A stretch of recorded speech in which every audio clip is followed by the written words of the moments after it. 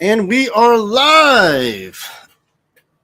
Welcome. This is Taylor Talks Comics Live. Thank you for joining me. Please drop your comments in the chat as we go on throughout the show today.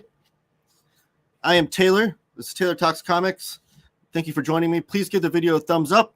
Comment down below. Even if you're watching this on the replay, comment down below with your thoughts. I reply to all comments now or in the future. But I do want to wish you a happy National TV Dinner Day, which is today. It's also National Anti-Junk Day. So get rid of your junk and eat a TV dinner while you watch Taylor Talks Comics. It's also Karl Lagerfeld's birthday and Mikey Way's birthday. Mikey Way of My Chemical Romance. Any My Chemical Romance fans in the chat? He's Gerard Way's brother. Little brother, I believe. I think he's written some comics. Mikey Way, hasn't he? Regardless, thank you for joining me. So we have a lot of comic book news to cover today, as well as a pretty decent-sized comic book haul to show off. So I will show those off. This will be a lot of fun. A lot of good, diverse comics there. We got some fantagraphics, some Dark Horse, some DC Comics. I think those are the three publishers that will be represented in the haul. Josh, and now, eyes. Comics made before the year 2018 aren't worth buying, let alone reading. Let's see if this starts a fight. Would that include Bang, Ballad of the Tiger? That is an interesting conversation, though. I do feel myself purchasing physically less Marvel DC comics that were made more recently. I feel like more recent comics can be read just fine digitally. It's the classic comics that I want to have in a physical edition. And that's not a hard stance. I still buy newer Marvel DC here and there. Just depends on if it's something I want to read or not. That is a good question, though. What have you guys been reading lately? What do you guys been enjoying from the comic book medium? What comics are you looking forward to? I'm going to show off some comics that are coming out in the near future that caught my eye. So I always ask your guys' input on that too. If there's something in the chat that you guys want to talk about, a comic that you heard is coming out soon, by all means put it in the chat and I will show it off. So if you want to shop for comics at Panel Bound Comics, use my promo code Taylor Talks Comics, all one word, Taylor Talks Comics, and you'll save $2 off of your order. But if you plan on putting a bigger order in with PBC, Panel Bound Comics, use my promo code TTC, ship it together, all one word, TTC, ship it together, and they'll save 5% off your order if you order 4 or more books. Nope, that's not what I wanted. Bang was made in 2019. Ha, jokes aside, I seem to be buying nothing but all old comics. Black Kiss, Gunsmith Cats, and now Smurfs to clean my eyes. Here is the link to Panel Bound Comics. Gunsmith Cats, I saw the second one's come out. I think I need to read that digitally. I don't know. I'm very interested in that series. I love classic manga. I think the manga that I'm into, typically, if it's modern, it's more like Taiyo Matsumoto or Naoki Urasawa or even Junji Ito. But beyond that, most of the manga that I'm into is classic stuff, like Kazuo Ume's, Osamu Tezuka. I'm trying to think of other ones. But Gunsmith Cats, I feel like, falls into that. And I know they're all, because that's Dark Horse, right? Dark Horse has all their manga on Hoopla. If you guys are not familiar with the Hoopla app, you need to be familiar with it. Just get in. I think it's only in America, though. So if you're not an American audience, here we go.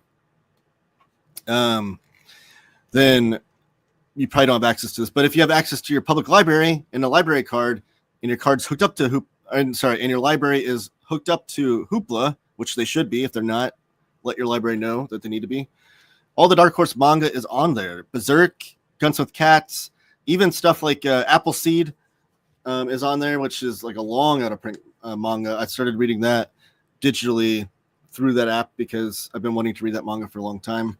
That needs like a big deluxe edition. I feel like Dark Horse needs to bring that back into print. And I started reading Lone Wolf and Cub on that digitally because I don't like those really small omnibuses that they released.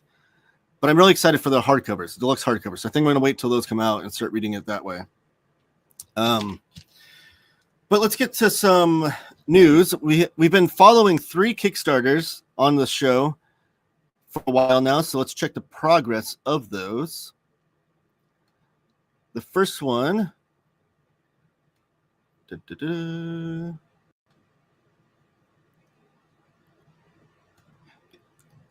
is from our very own Josh Greathouse. He currently has, oh geez, what the heck?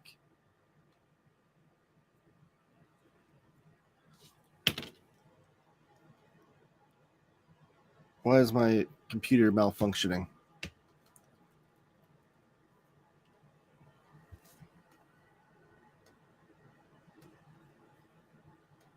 Hold on just a moment. Sorry, I'm trying to pull this up. I was having issues last week too. I don't know what's going on. All right, we're back on. Is my internet slow again? Am I cutting in and out, guys? Guys, let me know if the quality of the video and audio is bad again. I'll have to refresh again. I think I'm back. Nah, seems fine. Okay, thank you, Josh. Okay, so this is Bang Ballad of the Tiger. He's got 66 backers so far. 15 days to go, so we're about halfway there as far as the time goes. But as far as his goal goes, he's at 2760, and his goal is 3,500. This is Josh Greathouse. This is the guy that's in the chat currently talking manga. This book in particular is influenced by a lot of manga. Check out my interview with him from a couple weeks ago to get more info on this awesome comic. And also have a video showing off volumes 1 and 2 if you want to check that out. But he's almost there. So let's help Josh out to meet his goal. And we'll be talking more and more about this. I guess next week will be 8 days. I think, does that mean my show 2 weeks from now? Yeah, my show 2 weeks from now will be with 1 day to go. Maybe I'll have to bring Josh on to do a little last minute. Let's back bang one more time, chat. And then we have Mark Maron, which this one was already funded. They already said they funded it before this Kickstarter even launched. But this isn't one of those. A lot of people have issues with like the big publishers using Kickstarters or big celebrities using Kickstarter to, promote their stuff. My take on that is that I feel like it's not a bad thing because it draws more attention to Kickstarter and it gets people to buy things on Kickstarter, and they might be able to, and those people might back one of the smaller comics. I don't know how you guys feel about that, but this Kickstarter in particular has a lot of cool like memorabilia because this one is for the WTF is a podcast with Mark Maron done by but it's a graphic novel about the history of WTF, and it's done by Box Brown, who is an awesome cartoonist. And obviously you can see they obliterated their goal. They're at 148,000. They don't need my promotion for this at all. They got 23 days to go, almost 1,000 backers. But they do have a lot of cool memorabilia from the WTF podcast, is a podcast studio, and Mark Maron's cool like things that he owns that he's giving away via Kickstarter. So some really cool things there. And then we've got Ocho, my favorite part, the 228-page trade paperback. And this will be the last day I get to talk about this. Maybe next week I'll do a one last mention to see how it did as the last 4 days go. But I have a video showing off Ocho, this exact book that this Kickstarter is for. If you want to check that out and see what Ocho is all about, it's a really fun comic. Eric Mingle is the cartoonist. he's been working on Ocho, the comic, for the better part of 30 years in various mini comics and things. So it's a lot of fun. It's just cool to see that he's been working on this character for so long.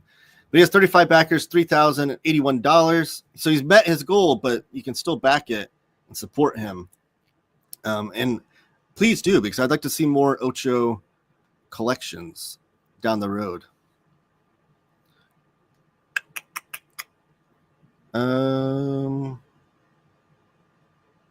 Okay. I love Gunsmith. Some things haven't aged well, but I enjoy it. That said, best car chase and gunfights in comics.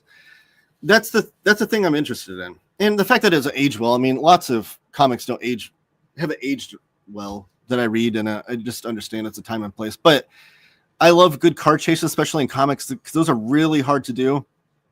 I think my favorite car chase in a comic ever is TMNT. I can't remember if it's issue number 2 or 3.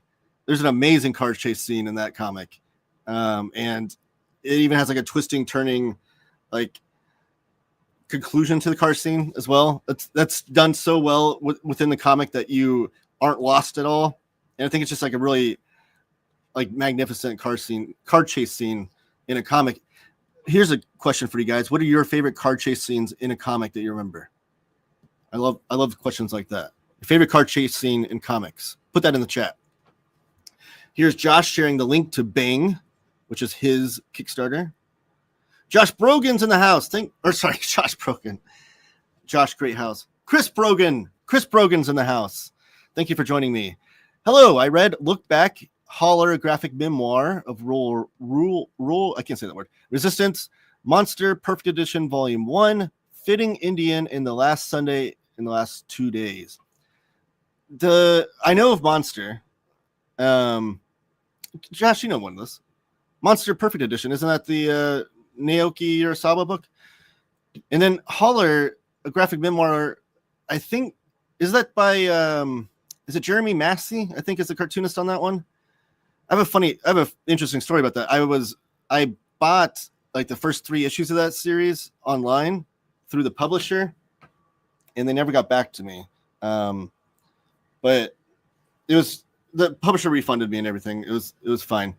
And sadly, that publisher's the gentleman that was running the publishing company is no longer with us. But that was one I've been wanting. And then when it came out in collected edition, I've been meaning to pick it up, but I have not yet. So what did you think of that, Chris? Did you enjoy it? Yeah, Josh, you know Monster. Here's Bang. Oh, Taylor Talks Comics with Bang on YouTube. There's a link for that. Never heard of him, but the art looks good, although slightly offensive. Oh, is that Josh Greathouse that referring to? Thanks, Mom. You're welcome, son. Harvey Picar's Ghost is in the house. Oh, by the way, Elon, thank you for joining me. But Harvey, also, thank you for joining me. I've always liked Marin. I know you have. You're a big fan. It's crazy how few people it takes to make these books a reality, which is really cool because that's one thing I was thinking about with these Kickstarters, that there is like a whole sector of fans that will back this one comic and that I've never even heard of. Like Ocho, I never even heard of that until Eric reached out to me. And so and that's kind of like the way TV and comics and all media works now, is that back in the day, in the old days when there's only like 3 TV channels, everyone was there to watch the MASH the series finale of MASH, right? It's like the highest rated TV show ever, or whatever distinction it holds. And that'll never be broken, because nowadays there's just so many options for TV viewing and that's one thing that like people will talk about TV ratings and comic book sales, and these things will say like, well, look at the top comic book sales. It only sells like 300,000 issues. That was like number 25 on the list back in 1992 or whatever, But that's because there's so many more comics out these days that it's spreading the love. There was so many less options in 1992. Now there's like so many different comic book. So it's like the amount of money being poured into the comic book industry is actually more, but it's being spread out so much. And it'll be things like comics that thousands of people read and love that I've never even heard of or will never read just because the amount of options there are.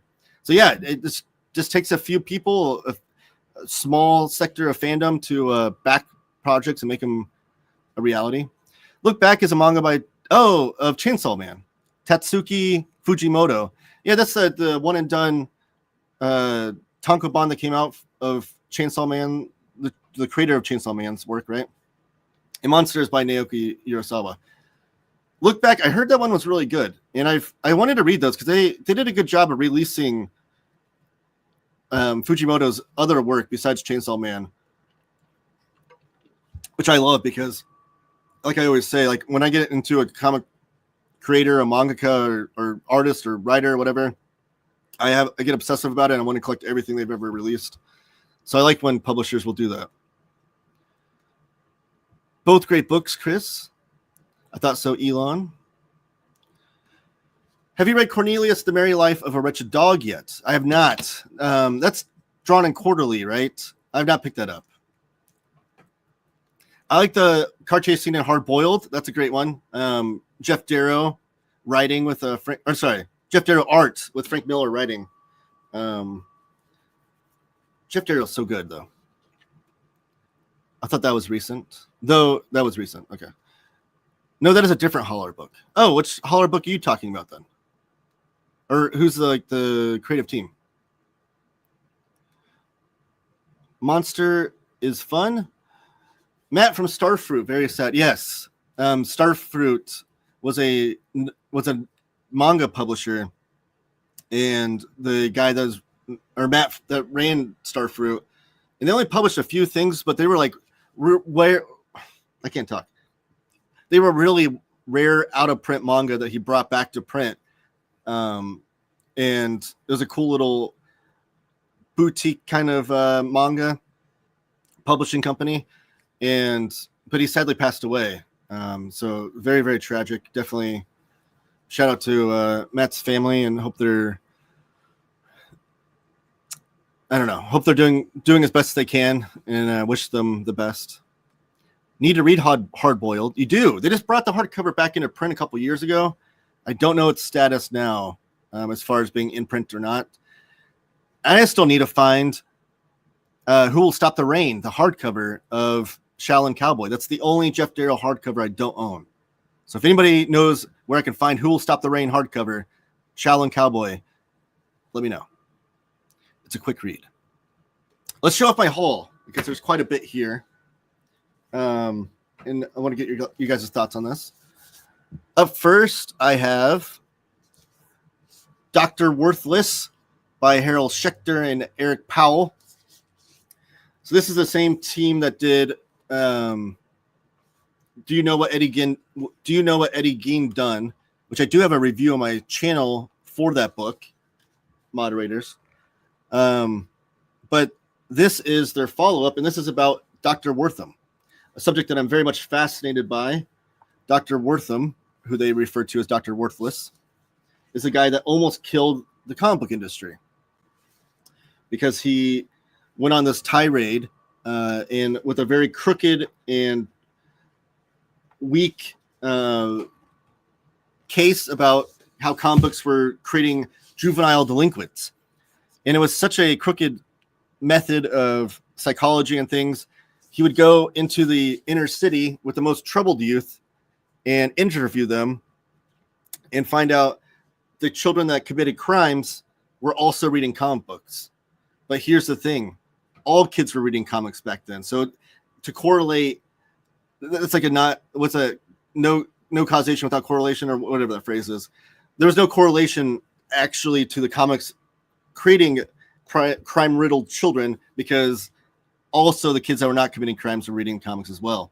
But it created this huge hysteria where parents were burning kids' comic books, parents were banning kids from reading comic books, and then the Comics Code Authority was then created from that, and which then the whole, dozens of publishers went under. Dozens of publishers had to just cease existing, and then all the comic book publishers that did exist from then on made comics only for kids, and then because they had to be sanitized and follow the Comics Code Authority. And I've had viewers try to defend the Comics Code Authority in my comments a lot whenever I talk about this, and it blows my mind because they say like it's a good thing to regulate, and like, yes, rating systems are good. As a parent, I value rating systems for any content that I show my kid. Obviously, I still think at the end of the day, it's up to the parent to make the decision on what their kids watch or read or whatever. But the rating system is a good guide to go off of. But here's the thing, is that the Comics Code Authority wasn't a rating system. The Comics Code Authority was the same equivalent as if movie theaters said, we will not show any movies beyond the rating of G. It's G-rated or nothing. So like PG, PG-13, R-rated, all gone. And the only way that those movies can be shown is like in underground theaters, just like how the underground comics scene started with like Robert Crumb and Zapp and Spain Rodriguez and all those guys. So you'd have like underground movie theaters, but the mass majority of movie theaters only show G-rated movies. That's the equivalent. So it's not a rating system. It's literally like, imagine the film industry if they can only make G-rated movies and make profit off G-rated movies. Like it was not good. I also got Flash, The Flash Omnibus by Mark Waid, Volume 2. So I am trying to collect all the Flash omnibuses because he is my favorite DC character. And I just love following him throughout DC's history because I think he is like the best character to read all the way through DC's history because he touches so many huge points of like massive events throughout DC. And this is a second volume. There should be a third volume that will conclude Mark Waid's run. And we're getting close to having all of Flash in omnibus or oversized hardcover format from like Crisis on Infinite Earths all the way to present day, which is really cool. Let me check the chat real fast.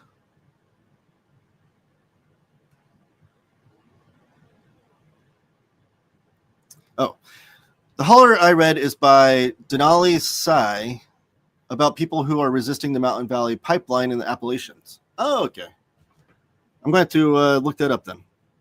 Yeah, Cornelius from John and Quarterly, one of the best comics of the year. Really impressive. Okay. I value your opinion, Harvey. That's high praise. I like that. Weirdo making art craft alone review. What link is that? I do wonder how different things would have been without the 50 Red Scare. Seriously, though, because the Comics Code Authority, when they had to force comics to be made for kids, we're still feeling the ramifications from that today. Anyone in this chat that has ever had someone look at them cross and be like, you read comics? That is because of the effects of the Comics Code Authority.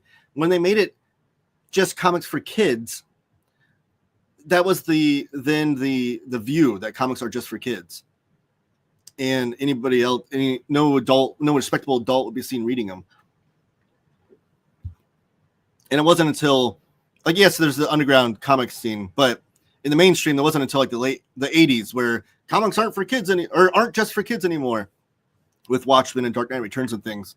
That started to break that a little bit, but still, you still feel it even today. But the thing that I think the Comics Code Authority also did was pigeonhole and kind of filter comics only through to superhero comics, and that's why superhero comics have been the dominant genre in Western comics for the better part of the last 70 years. I think just now we're finally getting to the point where we're branching out to different genres, especially with things like Raina Telgemeier and Dogman and those kinds of things. But even in what we refer to as like the publishers we know, like Boom, Image, Dark Horse, Fantagraphics, we're finally getting to the point where people are starting to branch out and try different things besides outside of superheroes. Because back then, before the Comics Code Authority, there was like so many different demographics that were being touched. Like they were saying, like housewives or whatever, the 50s housewife would be reading the romance comics. You know, the businessman was reading like the EC comics, and like, so there's like so many different demographics that comics were touching on, and then it all got filtered down to just kids. So yeah, what would comics have looked like building upon that? Because I always say too, is like, I'm interested in what this next generation of cartoonists that comes out in the next 10 years, what their comics look like. Because for the last 70 years, 95+% of new cartoonists were growing up on just superhero comics. And then they might branch out, and those cartoonists might make stuff of different genres, but they all grew up on superhero comics. But now this next generation of cartoonists is growing up on things like Dogman and Raina Telgemeier and Mariko Tamaki and all these other cartoonists. These kids don't read superhero comics, so what kind of comics are they gonna make in 10 to 15 years? Like, I think that's gonna be really, really interesting thing to follow. I definitely want to check that out, Harvey. I have it on my library wish list. Josh read European comics from some period. It's a huge gulf. You have any titles you recommend, Elon? Currently reading Soul by Before Sunrise by Samir Damani. Damani? No, I have a hard time getting 2000 AD. Weird Making Craft, aka yours about Ed Gein. Oh, okay. The Ed Gein video. That is a gorgeous book, Elon. I think manga kind of forced that too. You aren't wrong about superheroes. Yeah, manga is definitely, that's another thing too. Like, all the kids that are growing up now, the cartoonists that we're going to see in 10 to 15 years are growing up on manga. That's another whole nother thing that they're reading. And that's like multi-genre. Like, that's way beyond just superheroes. That's horror, that's crime, that's like even like the shonen type manga that's way different than superheroes. So that's another thing that they're creating.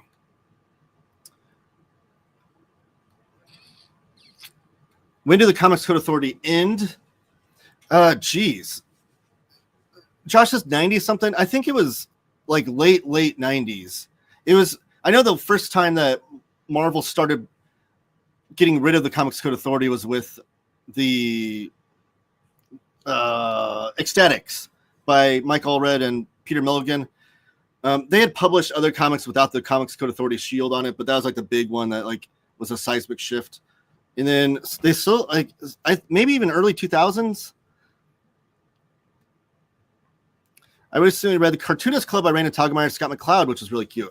I need to read that still. My son has it and has read it himself. He's a big Raina Telgemeier fan, and I'm a big Scott McCloud fan. And I've had my son review comics on my channel.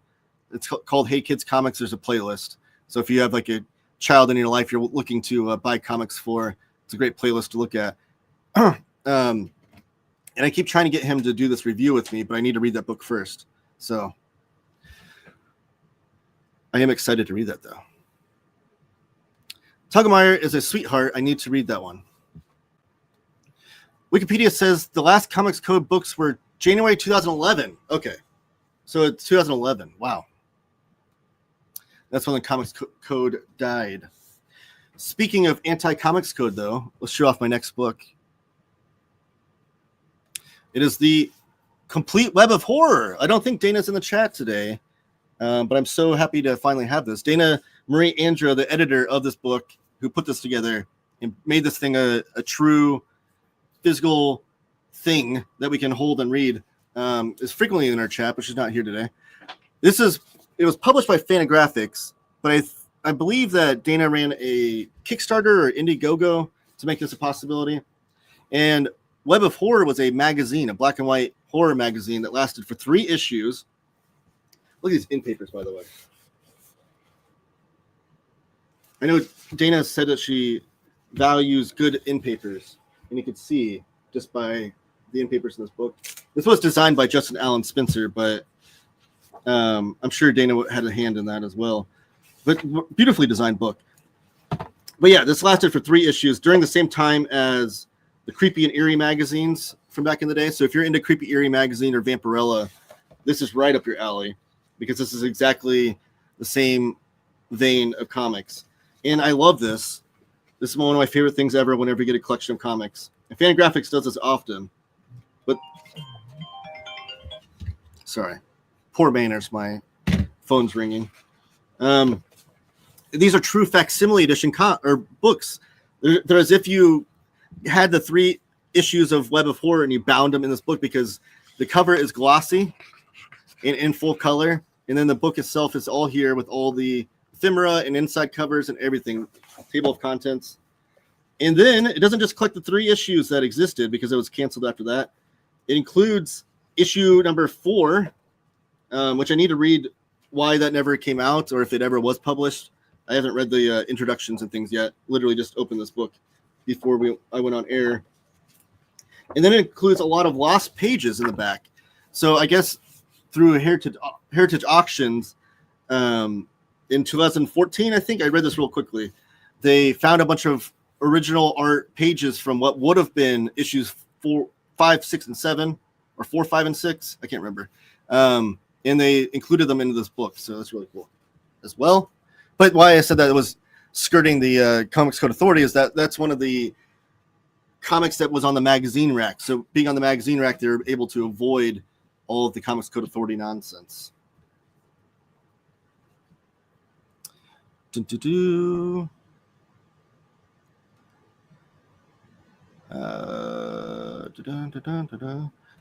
going to be happy. I know, which shows you that Dana is a true viewer of my show, because I haven't bought that book for a year, and she still joins into the show and watches my content regardless. Just kidding. But I think this is a second. Yeah, this is a second printing from May 2025. So this already hit a second printing, which is awesome. And a good achievement on Dana's part.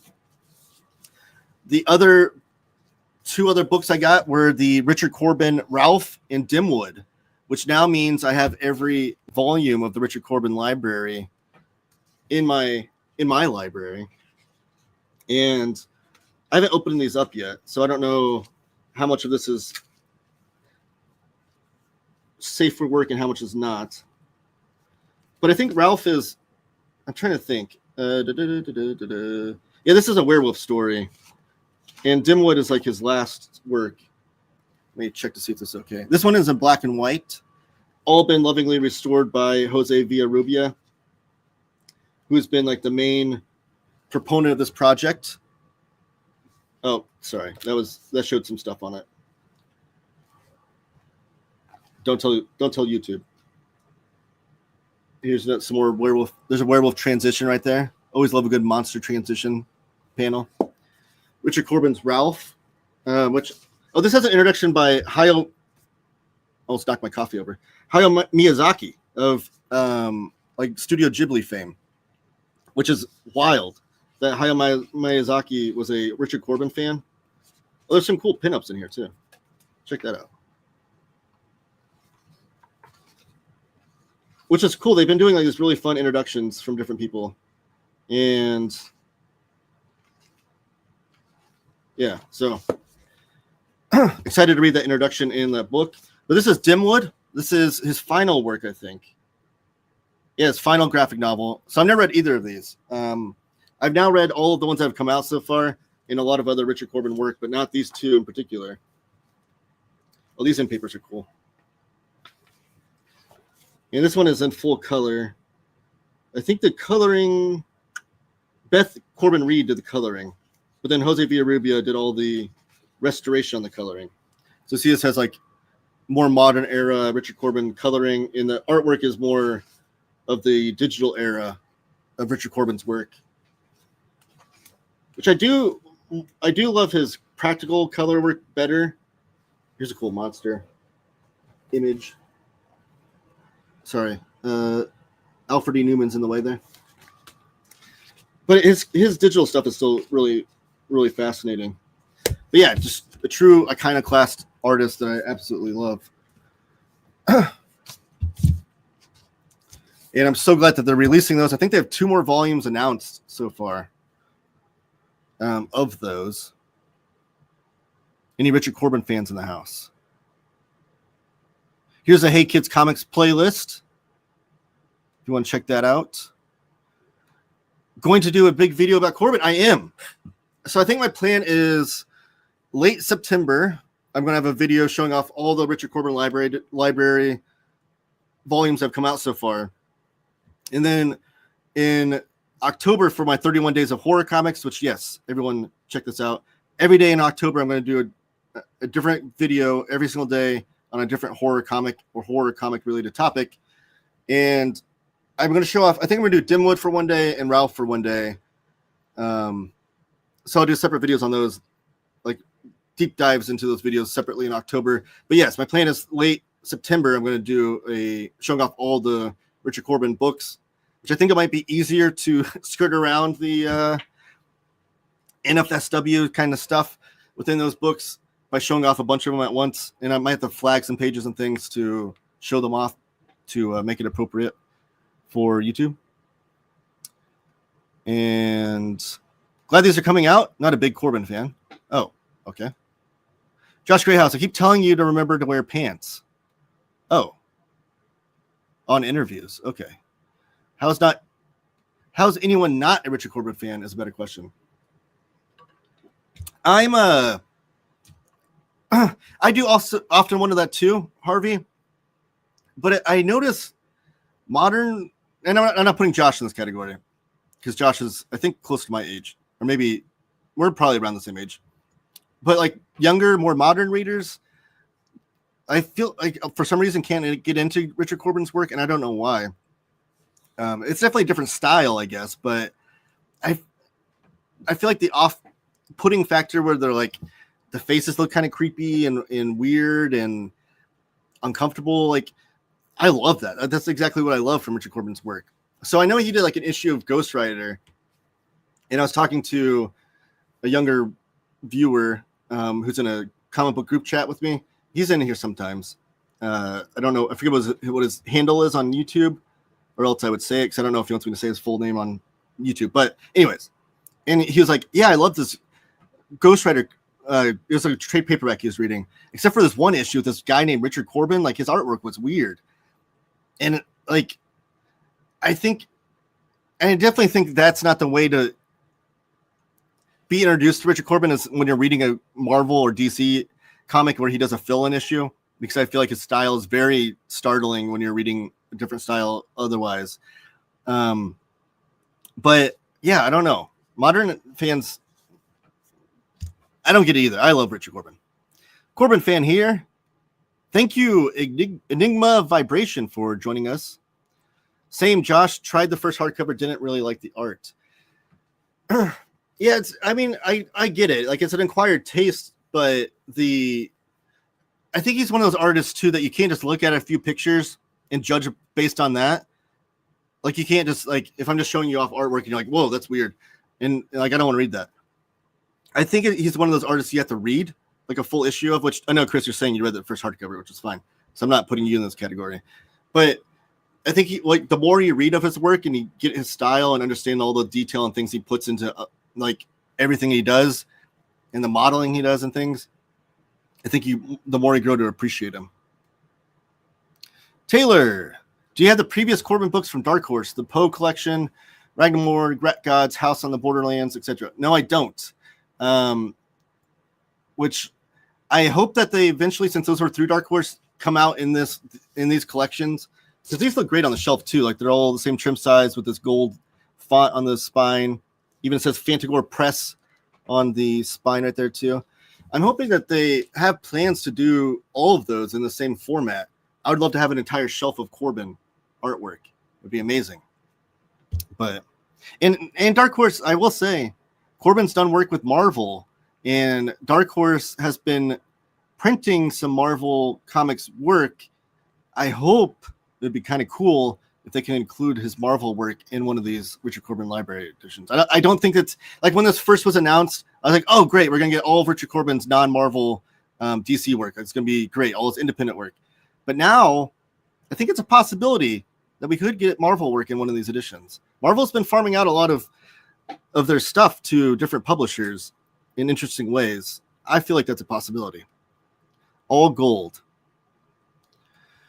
Well, when we say modern readers, we typically mean people who only read newer, popular mainstream comics that are promoted by major companies. They don't have the true love of the medium to explore comics history the way we do and others do.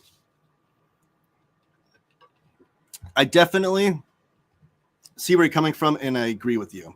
That's why I always try to, whenever I meet someone like that, which is fine. You read whatever comics you want. If you're reading comics, I'm happy. That's only healthy for the comic book medium. I'm never going to denigrate people that only read a certain type of comic. But that's why I also try to kind of slowly push certain comics onto those people that only read like modern superhero comics, and try to be like, why don't you try out this little thing here? And on my channel, that's the whole point of my channel. I always say I try to bring people in with the typical Marvel DC omnibus reviews that get a lot of views on my channel, but then I hope they stay for the more smaller, independent videos that don't get so many views. But I'm trying to bring them in with the omnibus, DC Marvel omnibus type stuff, and have them stay for the more lesser known things.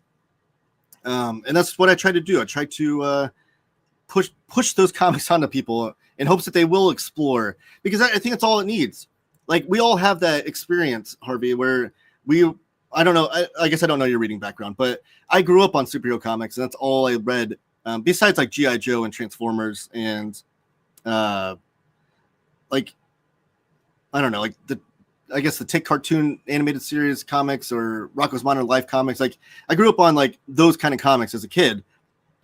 But then like the first time I started branching out from that, and I just got a taste of what it was like outside of the superhero genre, that's when I started like, everything blew open for me. Same thing like with manga. When I first finally got my brain wrapped around reading manga right to left, because it was such a barrier for me, I was so excited because it just exploded with the amount of other comics I could read now. Now with manga, there's so many thousands of titles out there I could read. Same thing when I discovered European comics and it blew up. You know, like every little pocket of the comic book medium that you discover, it just expands the possibilities of different comics you can read. And that's what's most exciting about comics for me. Never liked his stuff. Tried Hellboy with him.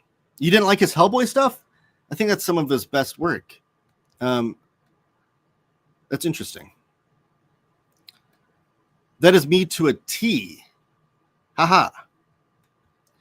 It's like people who think they like music, but only listen to stuff they hear on the radio or pushed on by Spotify, etc. Yeah, and that was me in high school when everyone was listening to, what was popular in high school, like Britney Spears, NSYNC, or whatever. And I was like, man, there's so much better music out there, because I was going to like punk shows every weekend and listening to like more indie bands and things. Bands that were touring in small venues and buying their CDs at the shows. So I was always trying to push that music onto people that were only listening to the mainstream stuff as well. But yeah, I agree with you. Definitely. What if we're mainly just enjoying art? You mean like not enjoying the reading experience? Figure drawing. Thank you for joining me. Oh, here we got another new viewer here. Alkist Media Lab. Thank you for joining me. Experiencing him in heavy metal alongside all the diversity gives you the right mindset. Yeah, he's definitely fits right in line with that heavy metal material, which is like a style unto itself, because none of those artists had similar styles to the artwork, but they all fit together perfectly. And I don't know if that's just because they were serialized in heavy metal together. So like, like subconsciously we group them into the same category, but like Corbin and like Mobius and Felipe Droulet, like their styles are all completely different. But to me, they're all kind of like that heavy metal style of artwork. And maybe that style is just pushing the boundaries of comic book art. And that's the style, and that's the category that I subconsciously put them into. I don't know. I think lots of these people could become more interested and appreciate the medium more fully, of course. Most comic readers of any type start out as modern readers. Yeah. And I wish, but not everyone has that mentality, I guess. Like when I get into something, whether it be music, movies, TV, whatever, I have like an obsessive personality about it. And I want to explore and discover everything about it. Like even to the point where like my wife always gives me crap about it, but like whenever we watch a movie, I instantly go to like the IMDb and Wikipedia afterwards to like read more about the movie and read more about the actors that were in the movie and what other movies they were in and things. because I get that obsessive about it. So like comics are the same thing. So like when I get into like horror comics, I'm like, I need to look for more horror comics to figure out all the different types of horror subgenres I can find, or sci-fi comics and all the different subgenres of sci-fi comics, or like underground cartoonists. I need to I discovered Robert Crumb, so I need to figure out. Well, he also worked with the Spain Rodriguez guy and S. Clay Wilson. I need to figure out their comics. Not everyone has that. A lot of people are dissatisfied with just reading, modern DC comic or what have you, which is again is fine. But I do agree that the passion I think is deeper with people that want to discover every branch of comics, if that makes sense. Not trying to denigrate only people that only read a certain type of comic, but I think I don't know. I'm trying to choose my words carefully here. Harvey just appeared with the wind. I am convinced he isn't just immortal. I try to read all types of books. Superhero ones are usually the ones I go to last. Chris, I agree with that. Just judging from the books that you do read and you share in our Discord, which we have a Discord, by the way. Information down below. Talk comics with us. I do agree, though, Chris, with your assessment there, because it seems like you read a lot of diverse stuff. I don't know. Okay. And I'm interested, Chris, what comics did you start reading at first? Did you start off reading comics that were superhero stuff? Josh, I'm just rogue AI. Don't even joke. You can't be AI. Makes sense. I figured a bunch of rats in a cloak. Josh, when I have a take physical form, the rats in a cloak move is my favorite. We are all just enjoying art. Yes, ultimately. What I mean is I break down art. The writing can be an afterthought. Oh, okay. Yeah. In your name, figure drawing. I'm assuming you're an artist of some type. Figure drawing. Yeah, I think I always say that because there's like the long ongoing question, like, do you read comics? When you read comics, do you lean more to enjoying the art or the writing?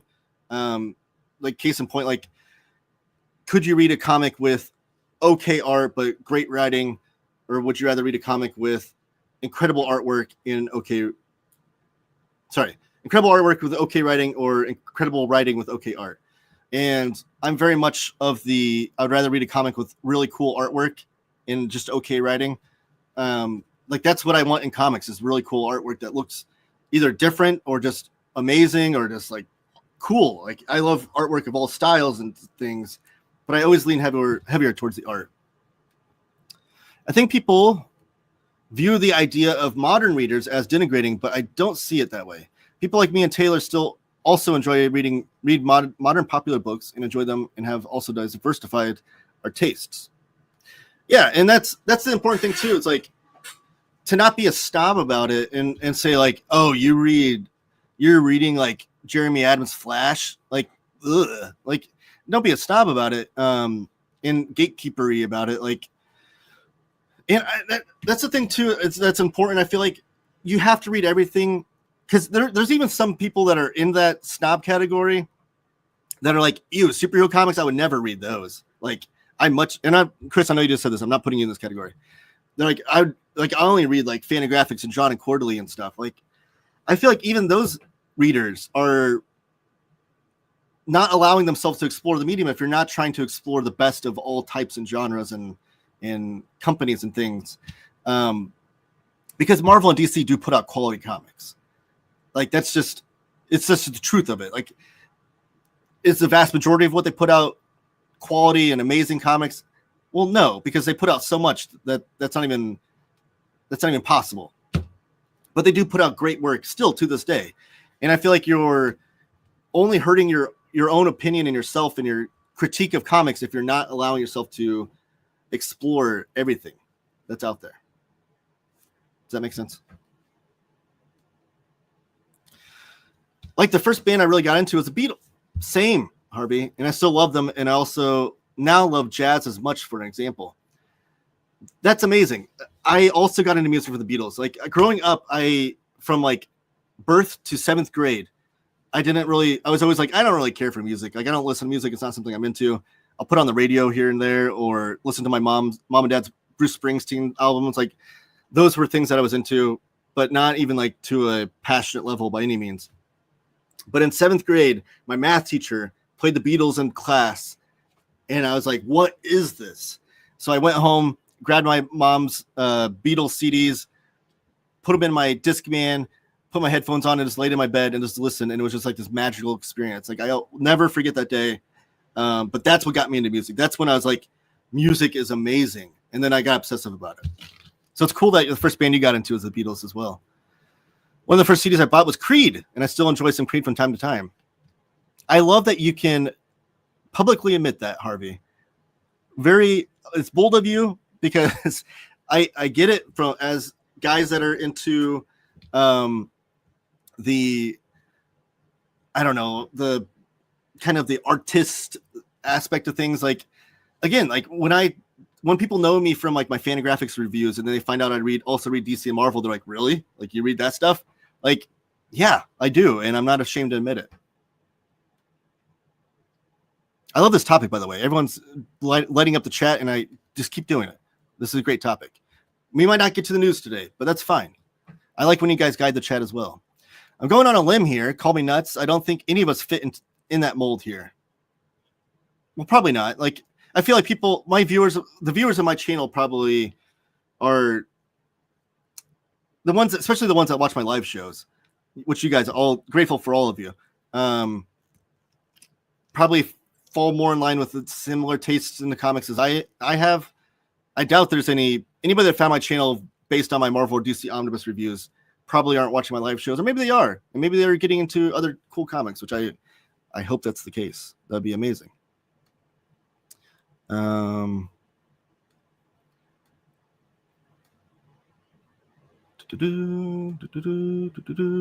Sorry, I'm trying to catch up with the chat here.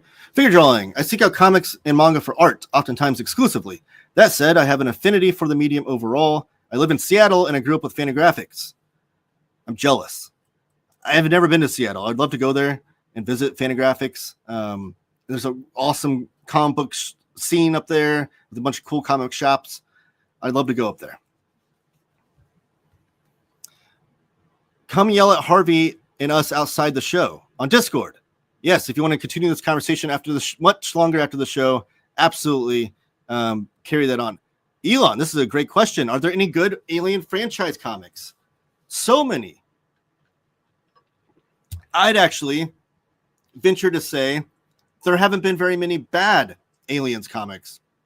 So any Aliens comics you can get your hands on will be good. I think the Aliens comics have been some of the best horror comics over the last 30 years or so. I absolutely love them and adore them. I actually have some videos on my channel, moderators, showing off some Aliens comics, and I tend to show off more Aliens comics this October for my 31 days of horror comics. My favorite Aliens comic, though, if you can get your hands on it, is James Stokoe's Aliens Dead Orbit. It was released in a nice library edition size book. That's long out of print, so you probably won't be able to find that one. If you can, buy it instantly. But that has been reprinted in the Marvel Aliens Omnibus Volume 4, I believe. And those omnibuses, you don't have to get every volume. If one of them's out of print, don't worry, because the way that Aliens comics worked was that they worked in like miniseries, and they were like their own canon. Each miniseries like its own canon. So you didn't have to read, like, if you get those omnibuses, you don't have to read like Omnibus Volume 1, 2, 3, 4. You can pick up Omnibus Volume 3, and there'll be full and complete stories in there. I think there are more good Alien comics than bad. Josh took the words out of my mouth. Well then, yeah, I am with you 100%. Where do you fall on Danger Girl? Just curious. I definitely agree that art is more important to me in general. I not surprised, Harvey. Not surprised. Joseph Wolf, thank you for joining me. I appreciate it. I've gotten really into older comics lately while reading modern stuff, but it's made it where I have no time to really read normal books anymore.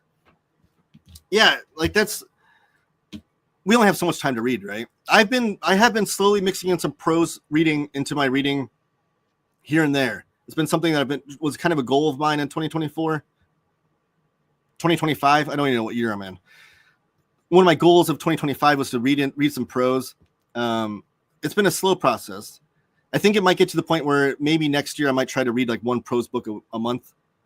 Like and the ones I'm reading are like smaller, like 200 pagers. I don't read like massive things, but like the one I'm reading right now is Slaughterhouse-5, Kurt Vonnegut.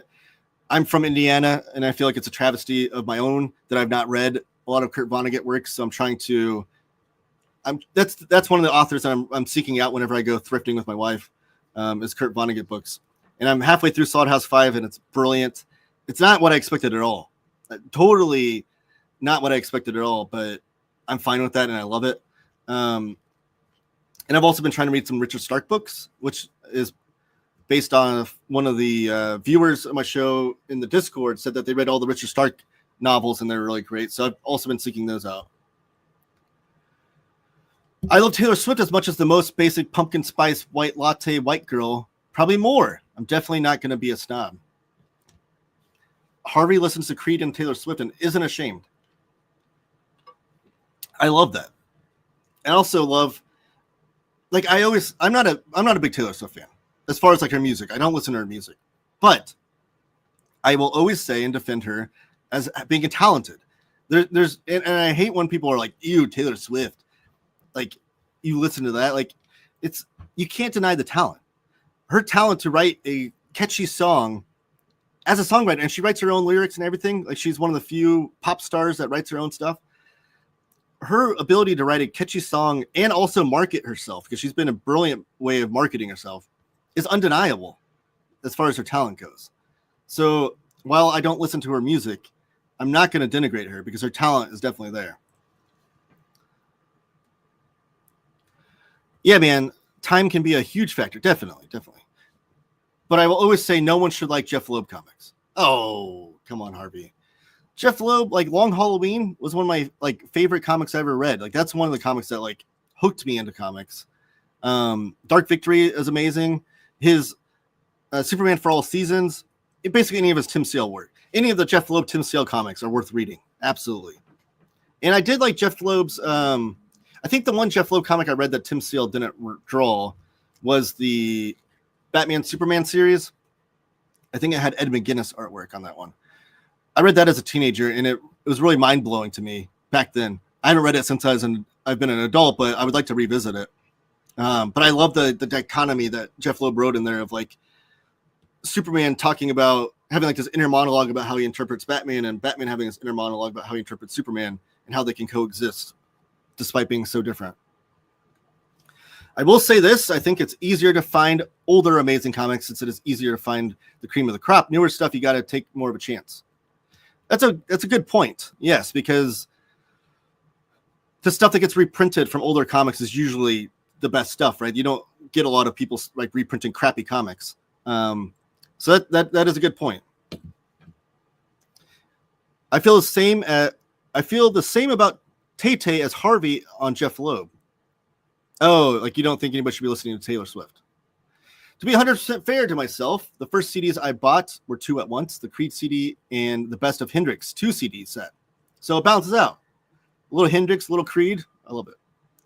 I love Love and Rockets, but I am way more drawn, pardon the pun, to Jaime Hernandez rather than his brother due to his art. But yes, the Hernandez brothers are amazing. Jaime is like the best artist in comics today. Like, still to this day, his artwork is mind-blowingly brilliant. Just masterful. But I don't like Gilbert. That's always been the hubbub, is like typically the main talking point with Love and Rockets is like Jaime is the better artist, Gilbert's the better storyteller. And I don't know that that's true, because I love Jaime's storytelling and I love Gilbert's artwork.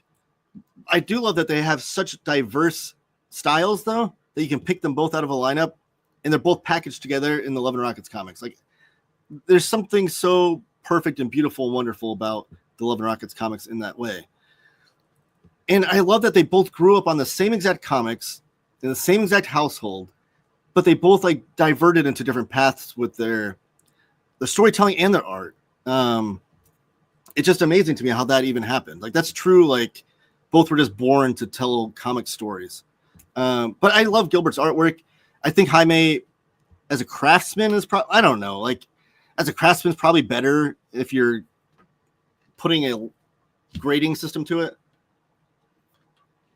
But I think they're both magnificent artists. Kevin Smith Clerks comics were the first comics I read. Oh, awesome. It is funny, his Batman comics were the first superhero comics I read and hated them. I didn't read another until Jessica Jones in 2015. That's an amazing gateway comic. So you're reading like the Jim Mahfood stuff then. Are you a Jim Mahfood fan, Chris? That's often like, if superheroes aren't a gateway comic to someone, it will typically be a movie adaptation of some sort, or even like The Walking Dead. Like you like The Walking Dead TV show, so then The Walking Dead comics will be your first comics. I have met a litany of people that's the case. And then I think Invincible is now creating the same kind of thing that people are into the Invincible show on Amazon are now getting into Invincible comics, thus other comics. That's interesting though. Yeah, his Batman stuff. I do like his Daredevil stuff though. I was a huge Kevin. Well, I'd still say I am a Kevin Smith fan, but like his early movies, like Chasing Amy, is still one of my favorite movies of all time. So that's awesome. Elon, she's marrying a guy from Cleveland Heights now. I'm fully in the whole Taylor wave. That's right, she is. She's marrying Travis Kelce, who is from Cleveland. Did you see the story, Harvey, where he was like, when he was interviewing, like when he was entering the NFL draft, and all the teams were interviewing all the players, and he walked into the Cleveland Browns interview, and he was like just like passionate, like in tears, saying like how much he would die to be a Cleveland Brown. He will do anything he can for the organization. And then they didn't draft him. It's like, man, like, I don't know that his career would be what it is if he hadn't gone to Kansas City and played with amazing quarterbacks, especially Patrick Mahomes. I think Patrick Mahomes has given him a whole other life in his career. He's still a great tight end before Mahomes came in, but regardless. But for the Browns, would he have had the same career? Because they've gone through quarterback after quarterback for years. Would he have even lasted on the Browns? Like, would he eventually have been traded? And like, it's weird to see that kind of possibility. But also just the fact that he's like in tears, just saying like, I want to play for you. Like, I'm from Cleveland. Like, I'm so passionate. I'll die in this uniform. Like, how do you not draft that guy? Weird. Like, obviously, how do you not draft the guy if he shows any sort of talent, which he did? I wouldn't say some Joe Blow on the street. I'm sure there's plenty of people that say, I'll play for the Cleveland Browns. I'll die in the uniform. Totally understandable. Jaime is way more cartoony, for the lack of a better word.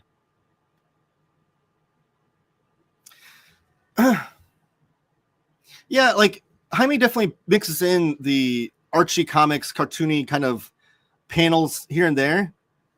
But I think Jaime is more closer to like an Alex Toth in his artwork of the pure line that he draws. And then Gilbert Hernandez can definitely be cartoony as well. I think they both mix in that cartoony element to their comics, which I think is another thing that makes them great comics, is that they're not afraid to be silly while also being like this amazing comic. Bluntman and Chronic got you into this? I always take you as pretty straight-laced. Didn't think you watched a lot of our movies. I've been watching your reviews for a while, but live is often while I'm at work. Well, thank you for joining me live. I appreciate that. And anybody that's watching later on the replay, comment down below with your thoughts. I appreciate that. And if you want to watch this on replay, it's always available in the live tab to watch at a later date. Dana, you're here. I just showed off part of my haul. I'm not even finished with my haul yet. But look what I got in the mail. I was just waxing poetic about this, wishing you were in the chat to talk about it. Beautiful, beautiful book. I didn't realize that the glossy covers were in here and the true like facsimile editions of the issues. I literally just opened this, so I haven't read it yet. But amazing work. I could tell from the design and everything, which was done by Justin Allen Spencer. I know, but you were the editor on this. I can't wait to dive into this. My review for this will come out in October. I just wanted to catch Dana up to that because she missed out on it. But I got here late. The first album I bought was Meet the Beatles, which was still new in stores. I went from there to a super diverse menu of music, from soundtracks to prog and jazz. Maybe that's the best gateway into music, is the Beatles, because then you just divert into discovering so many other things. Harvey answered Josh. He hasn't read Danger Girl. Alien, a look at 2 from Taylor. Oh, that's the Tale of Two Origins. That's a good video. It shows off the Walter Simonson Alien adaptation, which is amazing. It's one of the best movie adaptations ever. And then also it shows off it's the adaptation of the original script of Alien the movie. And before Ridley Scott was even on the project, I think. And that was not so great. But I talk about it in that video. I have an older video where I show off the Aliens hardcovers from Dark Horse. And I show off the Aliens hardcover and the Predator hardcover.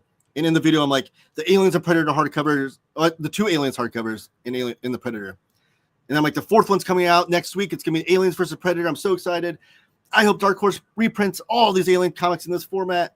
And literally hours after I posted that video, it was announced that Marvel is taking over the license of Aliens and Predator. It was crazy.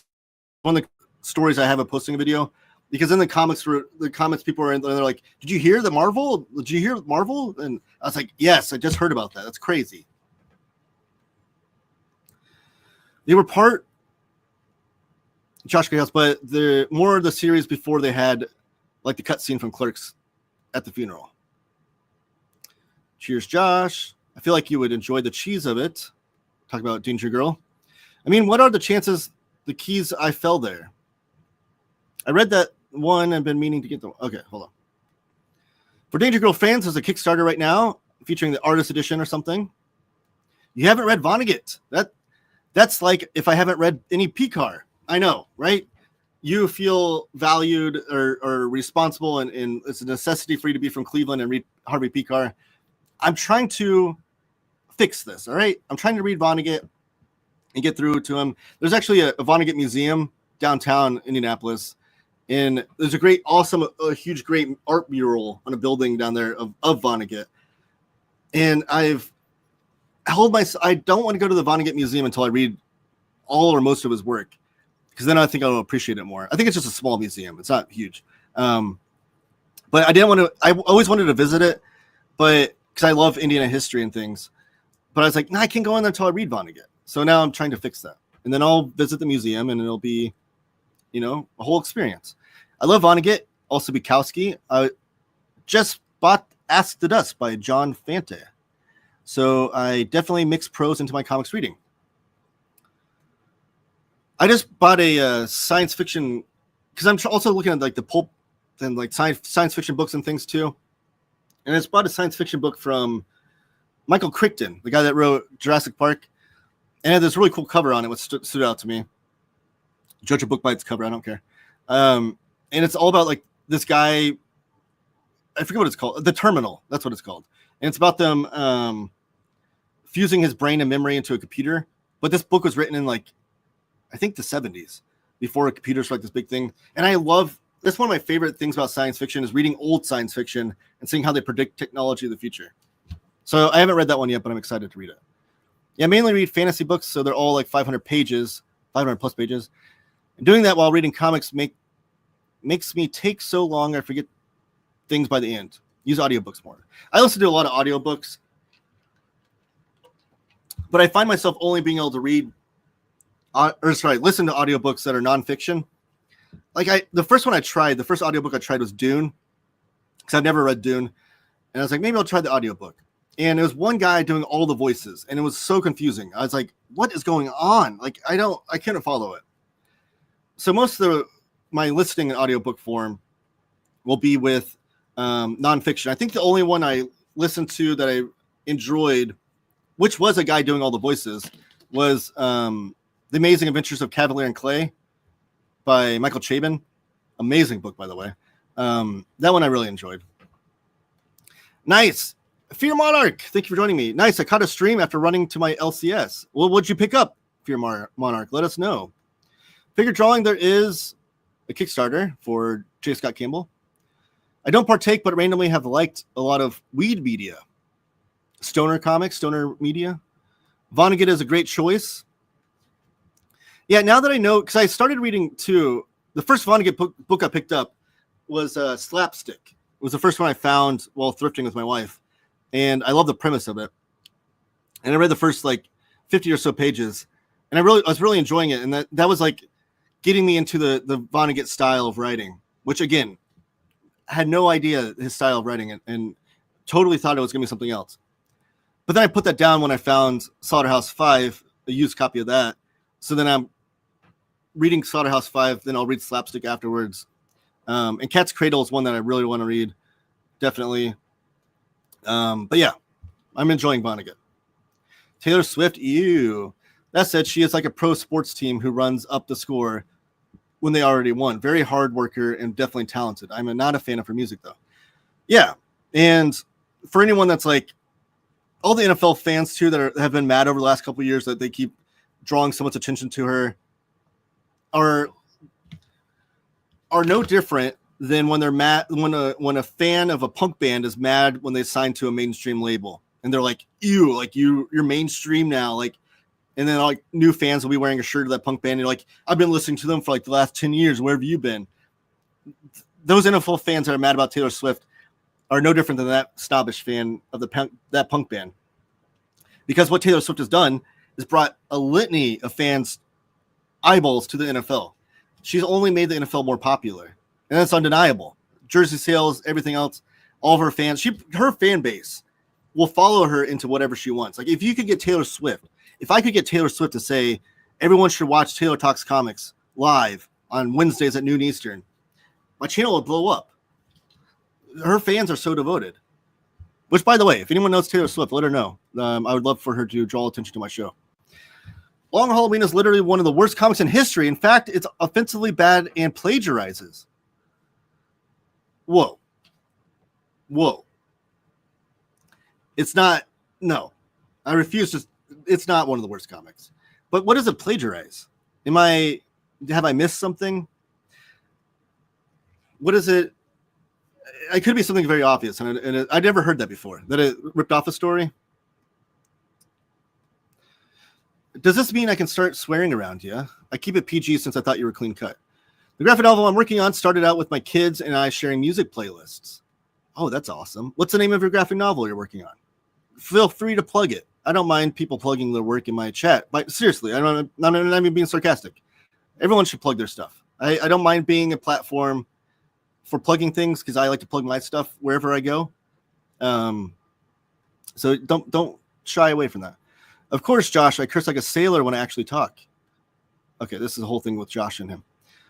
Space Ghost Barbecue and Queen Greatest Hits for my CDs. Space Ghost Barbecue. That's hilarious. And Queen Greatest Hits. The first CD I bought was, man, I don't know. I can't remember. Because I was gifted Beatles 1 from my uncle. I went and visited him, and he's like, "You're listening to the Beatles now? Here you go." So that album's been super important to me. But I don't remember the first one I bought. I don't know. I still own like 500 plus CDs. Like I still have them upstairs, and I still listen to them in my car. I'm very much a CD listener. I don't even have a Spotify account or anything. I don't know how anyone doesn't, Chris Bogan. Curse like a sailor. Vonnegut and Bukowski, heavy hitters for sure. Love them. What Bukowski work should I read first? I've never read a Bukowski book either. Taylor, I've been trying to get into Love and Rockets. I am a poor 12-year-old that Omar ignores. Send me the box set, eh? Sure. I don't even know if that's the best way. I don't know. I should probably make a video on that, like the best way to start Love and Rockets. Because I don't think starting from the very beginning has always been successful for people, especially guys like Omar you mentioned and Jess Bragg over at Omnidog's Vault have both tried to get into Love Rockets, and they're both, I'd say their reading is both diverse for the two of them, but neither of them could get into it. And I don't know if it's just like those first issues are, because they're very different. Like the style evolves as it goes on, but reading those first issues is still important. So like a good gateway story into reading Love and Rockets, I think I might have to do a video on that, because there's different points you can start and pick up, and they've done different collections and things. So that gives me an idea for a video. Kevin Smith Batman comics are something. Yeah, they are. David Hughes, what are some of your favorite comic adaptations? I've really enjoyed what Sci-Fi has been doing with Resident Evil and Revival. Oh, like into media, like taking comic and adapting into TV and movies. I don't know. This is a long topic. I've liked most of the MCU, if you want to call that an adaptation. I know it's not a direct adaptation of anything. On the DC side, I love Superman, the new Superman movie. The Chris Nolan Batman trilogy, I love. And then I'm trying to think of other ones that I've seen outside of that that aren't just superheroes. Ghost World, like the Dan Clowes adaptation, is amazing. I don't know. I'm not very like pretty basic with that go. But I also don't watch a lot of TV and movies these days, so I'm kind of behind on a lot of the adaptations. Like I've not watched Resident Alien or Revival. I've not watched Invincible. The Walking Dead, I watched the first season, but I watched it like 10 years after it came out, and then I stopped. The Boys, I've not watched that either. Most of my time is limited to reading comics or watching trashy reality TV with my wife. So, like right now, we're watching Vanderpump Rules from the beginning. No shame in saying that. I'm caught up and addicted to these people's lives. But we watch a lot of trash reality TV. You could have stopped at, did you see the story, and assume it's yes. Both the Kelseys said playing for the Browns was always their dream. Yes. He wouldn't be marrying Taylor Swift as a Brown, though. That's true. Did you see the old clip that came out? It was an interview with Kelsey, like, I don't know, 10 years ago or something. And the interviewer asked him, like, F, marry, kill. And it was like, I think it was it was Selena Gomez, Taylor Swift, and Katy Perry. And he said, kill Selena Gomez, F Taylor Swift, and then marry Katy Perry. And it's like, yeah, definitely marry Katy Perry. It's just a funny clip in hindsight. They're the only comics I've read by Jim. Oh, Jim Mahfood. Oh, you should read. You were talking about the Clerks comics. I'm way behind in the chat. I'm like Jess Bragg levels of behind, which I love. Keep lighting up the chat. I appreciate it. Jim Mahfood, read his Girl Scouts. I think that's really great stuff. And his one issue of is it X Factor? No, it's not X Factor. X-Force? I think it's X Factor. That he did the annual that he did, the underground special, whatever it's called, is amazing too. I've read Gilbert Hernandez Speak of the Devil, Mixed Feelings. Never read more. That's an odd one to read as a gateway, I think. So glad you got Web of Horror. I think the second printing is already sold out. Dang. Yeah, this is the second printing for sure. It says it's the second printing May 2025. That's incredible. Congratulations, Dana, first of all. Well, that's awesome. Hopefully it gets a third printing then. Taylor Jinx aliens with hardcovers. There's that old video. Josh, I recommend Poison River as a first Gilbert story. That's a good one. I agree with that one. Winona Earp is a great adaptation. Actually betters the original comic. The comics based on the TV show are good too. Been meaning to read them. Enjoyed what I have. Just so much to read, like Smurfs. I've not read the Smurfs by Peyo Comics before, but I did grow up on the Smurfs TV show for sure. I'm making my way through the Thurston Moore autobiography on audiobook. Very interesting, of course. I do love audiobooks, nonfiction audiobooks, when they're narrated by the person the book's about. It almost irks me when it's not. Like the one that really got me was the Quentin Tarantino recent book, which was not I guess it was sort of autobio. What was that book called? It had like an orange cover, and it was about his experience with 70s movies and how much he loves them. I forget what it's called. But he does the audio for the first chapter, and then it's someone else. And it's like, you can't do that, Quentin. Like, either do the whole thing or none.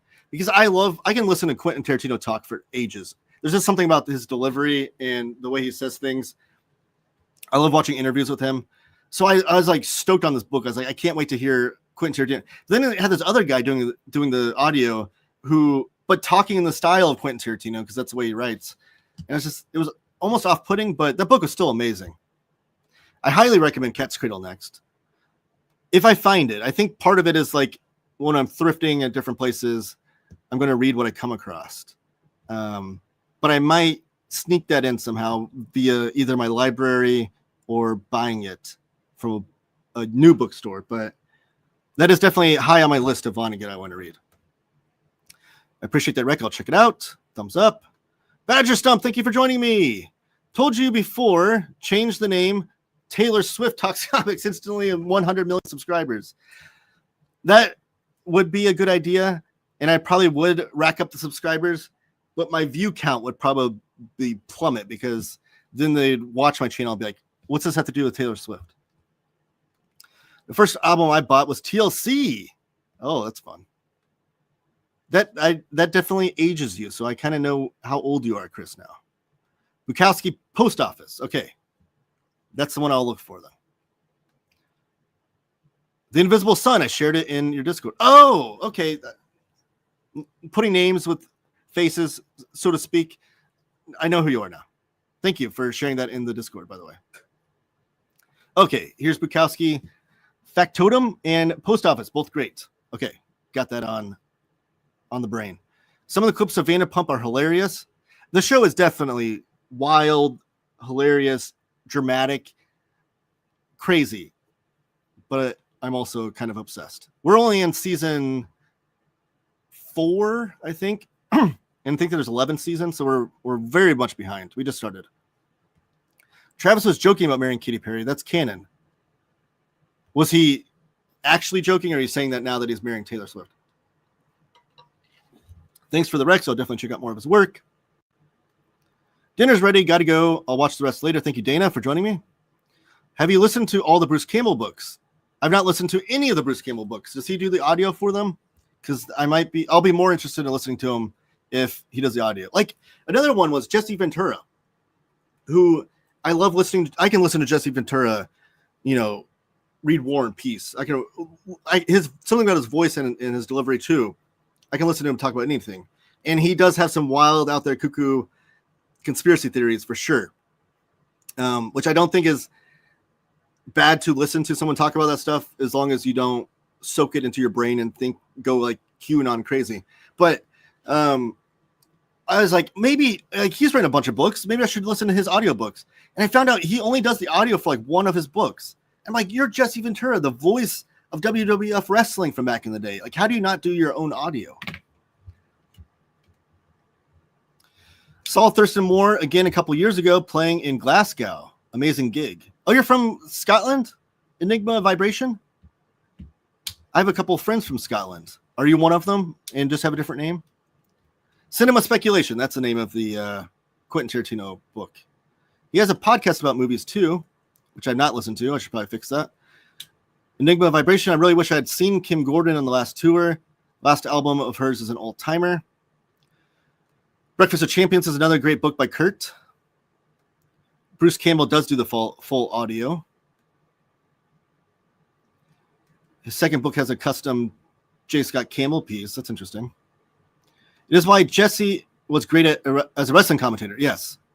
He was the best heel wrestling commentator there's ever been. There's been people who have tried to emulate him since then. Bobby the Brain Heenan was probably second to Jesse. In a close second. Bobby the Brain Heenan was great. But like Jerry Lawler tried to, and Jerry Lawler wasn't so bad when he first started. Late 90s, he got real bad. And then everything he did after that was just horrible. But definitely Heenan and Ventura are like top of the mountain as far as heel wrestling commentators. And the thing that they always did better than anyone else who's tried to emulate them is that they justified the heel's actions. It made you really think about things.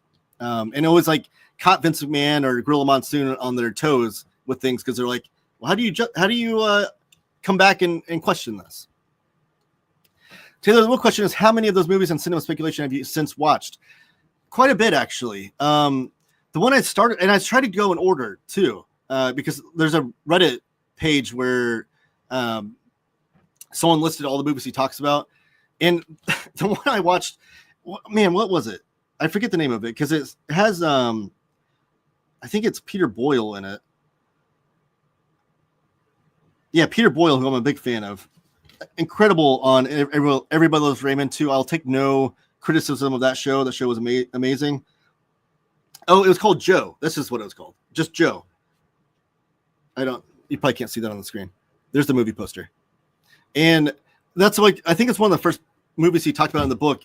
And like, it blew me away. And then I was like, okay, I know, like I already knew what Quentin Tarantino's into based on his movies. Cause he's definitely wears his influences on his sleeve. He's that kind of creator, which is great. I love those kind of creators.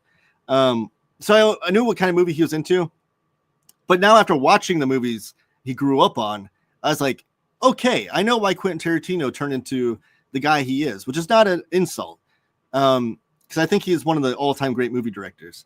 So but then like putting like, it's almost like which is what makes the book great. It's almost like you're traveling through time and viewing Quentin Tarantino's early childhood, teenage, early adult life through the movies he watched, which is really, really cool.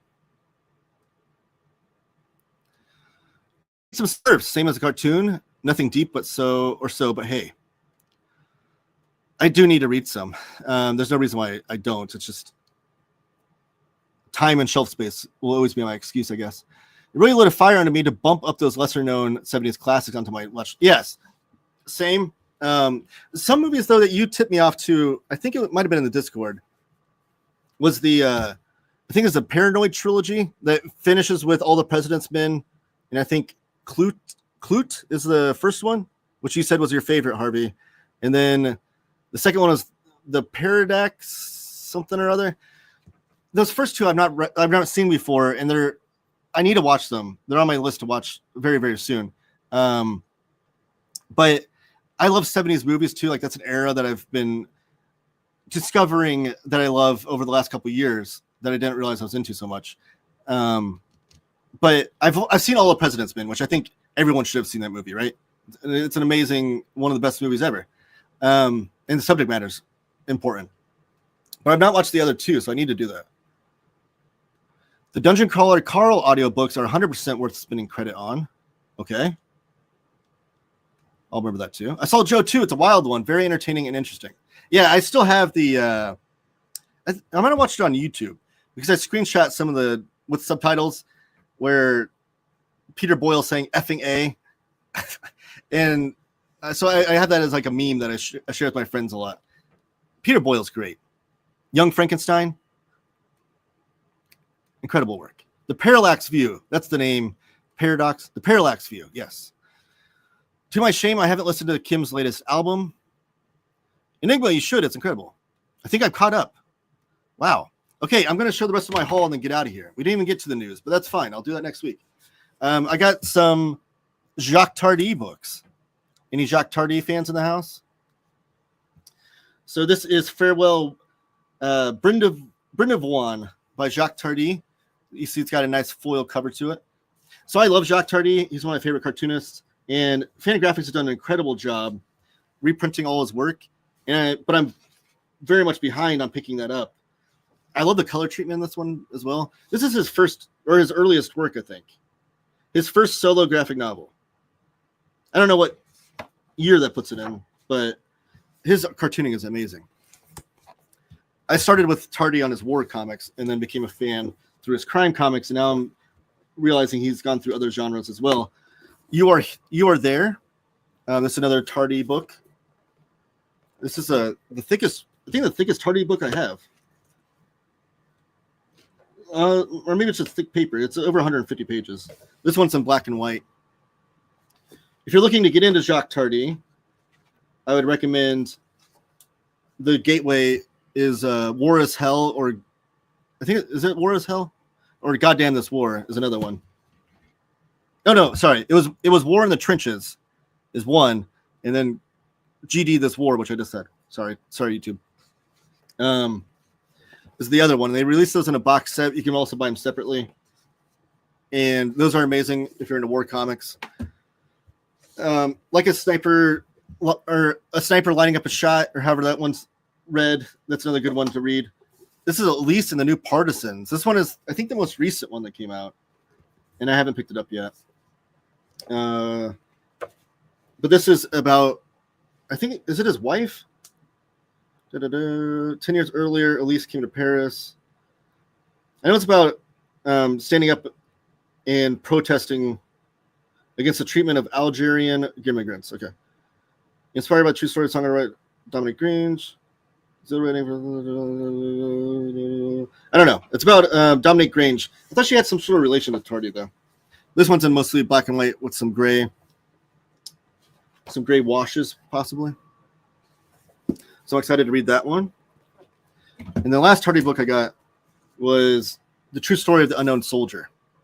And this one, honestly, kind of gave me vibes of Vonnegut. And I don't know if that's a true... I've not read it yet. I don't know if that's a true assessment at all. But because it's a war comic, or an anti-war comic, I think. But it mixes in all kinds of other genres. Oh, can't show the page. Mixes in all other genres too, like science fiction and things, which I was not expecting. Okay, there's a lot I can't show in here. But yeah, Jacques Tardy is a master. So I definitely will have a video on my channel after I've read those, showing off all the Tardy books I have so far, which I think I have close to 10. I think Fantagraphics has reprinted 17 or something like that. You give me all your artist editions in Love and Rockets, you will have nothing but room. That's true, but I'm not going to get rid of my best stuff. Come on now. I just watched Modern Romance, the great Albert Brooks movie from 1981, last night. Amazing movie. So funny.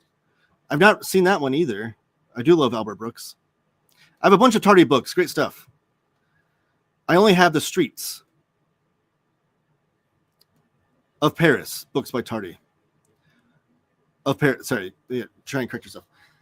Yeah, he's an amazing cartoonist, and I was shocked that he worked in so many different styles. And Fantagraphics has been doing a great job of reprinting all his work, but I'm still behind on picking them all up. So it's one of the cartoonists I want to own everything from. That has been reprinted in English. He's definitely up there. Richard Corbin's another one. But I'm going to go through my last minute plugs. Everyone put your last minute comments in the chat, and I will address those right after my plugs, and then we'll get out of here. But yes, you can follow me, Taylor Talks Comics, on YouTube, Twitter, Instagram, TikTok, Bluesky, all of those avenues you can find me on if you just search Taylor Talks Comics. I'm also on Letterboxd. If you're a fan of film and like to see my reviews, I do write reviews of the movies I watch on there as I watch them, which is fun. And I'm on Goodreads, if you want to find that as well. All those links are down below in the description. And I have been doing a lot of TikTok content, which I then also been putting on YouTube Shorts and Instagram Reels. So if you're into that kind of shorter form content, check those out and support me there. You can also shop at Panelbound Comics, which is a great website to buy your comics and graphic novels. Use my promo code Taylor Talks Comics, all one word, Taylor Talks Comics, and you can save $2 off your order.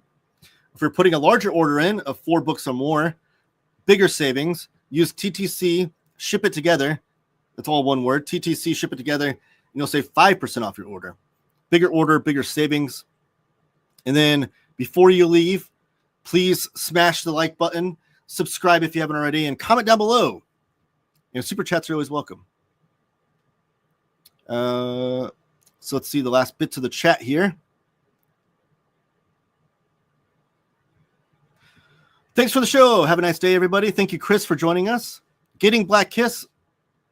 I will eventually. I still need to get Times Squared. I still don't even have that hardcover. But I do love Chaikin, so I'll eventually get that. I just don't know when. It's not in the top of the priority list of like books I need to pick up for sure. But we did it. We successfully stopped Taylor from getting to all his topics again. Good job, team. Yes. I don't think the only news topic I got to was the follow-up on all the Kickstarters. And I have a whole list here. Things I was going to go. Simon Roy has a new graphic novel. Brian K. Vaughan's working on a new series. There's going to be a comic book based on the Greatest American Hero TV show. Star Trek's on Webtoon. Demon Summoner Gash Gash is a new comics from Strangers Publishing that looks amazing and awesome. I can't wait till that comes out. Hush 2 has been delayed. Again, Jim Lee comic being delayed again. Another publisher Keenspot is getting into the blind bags game, and we talked about how much I despise those. There's going to be a comic book based on Evil Knievel, and Toxic Crusaders has a comic book. That's all the news I was going to talk about today. If there's any of those news topics that you want me to get to next week, put that in the chat or the comments down below with the replay of this video. Panel Bound Comics, we are the champions. Mark Spector joining the chat late. I appreciate you joining us. Watch the movie The Extraordinary Adventures of Adele Blanc-Sec by Luc Besson. It's based on Tardy's most famous work, probably. Indiana Jones mixed with Lara Croft, sort of. I didn't know there was a movie of that. And those are actually, there's 3 volumes that, or 3 books, sorry, that Fantagraphics, because they're like different stories every volume, I think, that have released of Adele Blanc-Sec, but I've not picked up any of those yet. And I think some of them are out of print, so I'm behind on those. But I love the idea of them, and I didn't know there was a movie, though. I probably won't be able to watch the movie until after I read those comics, though. Mark, I second the recommendation. Love Simon Roy. Yeah, he has a new book coming out called A Star Called the Sun, I think it's called. Yeah, A Star Called the Sun in February, a new graphic novel. Yeah, Simon Roy's awesome. So yes, thank you, everyone. Have a great day. Like, comment, subscribe, all those jazz, and keep talking comics.